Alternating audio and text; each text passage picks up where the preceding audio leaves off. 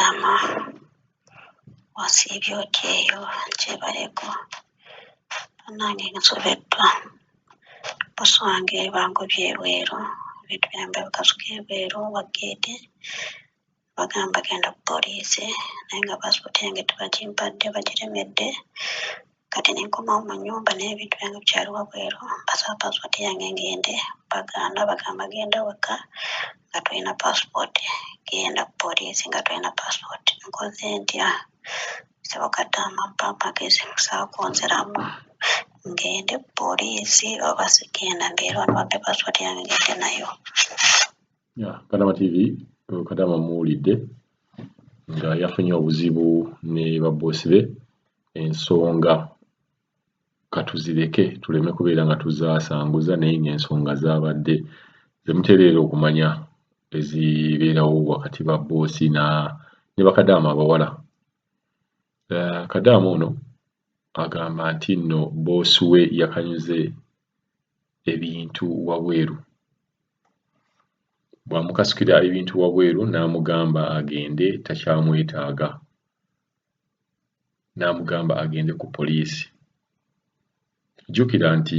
omuntu yenna okubeera nga akukanyugira ebintu wabweru ababoosi ng'abo ye aba akulaga nti takyakwetaaga era tewali nsonga lwaki obeera mu nnyumba ye kati awo n'amugamba agende ku poliisi. Bw'oba ogenze ku poliisi jjukira bagenda kubuuza obadde ludda wa era bajja kuyita boosi w'oyo bw'anaaba takyakkiriza kubeera nti no abeera naawe mu nnyumba bajja kutwala ku deportation. Kakati obuzibu buli wano Kadaama ye bw'alaba agamba nti baamukanyuze wabweru eyo teyalibadde ensonga naye yali yagadde paasipooti ye ate nga jjukira Omuwarabu ye alowooza nti nno engeri gy'asasula ssente za paasipooti zino e Uganda n'aziwaayo amanyi nti ye paasipooti abeera ng'eyiye wadde akafaananyi akalimu kako naye ye alabanga eyakutuusa alabanga paasipooti eyo yiye ate alabanga bw'agikwata kijja kubeera nga kikuluma bo paasipooti bazitwala ng'ekintu ekikulu kati ye bw'akwata paasipooti ye aba alabira ddala nti naye abeera agenda kukulumya. Kati Kadaama abuuza asaze magezi ki? Mpozi mu bumpimpi nsobola okugamba nti bw'obeeranga mu nnyumba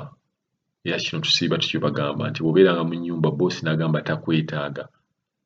ng'ofunye chance eyo okulaga nti takwetaaga kuba abalala tebagifuna abalala bafuna obuzibu mu nnyumba oli agamba baamusaze baamuse baamukanyiza okuva kalina ebintu ng'ebyo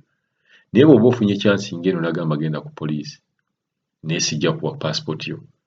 amagezi ge naalikuwadde genda bugenzi ku poliisi. Bw'ogenda ku poliisi ne bakuteeka ku deportation omuntu yenna abeera ku deportation oba olina paasipooti oba tolina paasipooti oba tolina ki bakukomyawo Uganda. Ge magezi ge naalibadde nkuwa nti w'ofunira chance yonna okuva mu nnyumba gye batakwetaaga weeyongereyo weeyongeze mu maaso tewali buzibu ku deportation batwala buli muntu yenna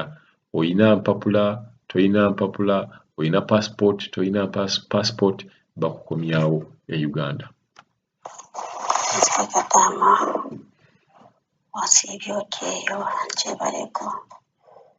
nange nsobeddwa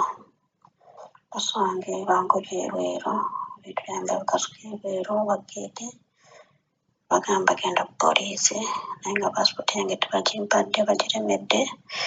kati nenkomawo mu nnyumba n'ebintu byange bikyali wabweru basaba passport yange ngende bagamba genda waka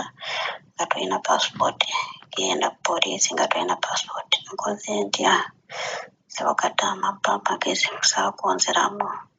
ngende ku poliisi oba sigenda mbeere wano bampe passport yange ngende nayo.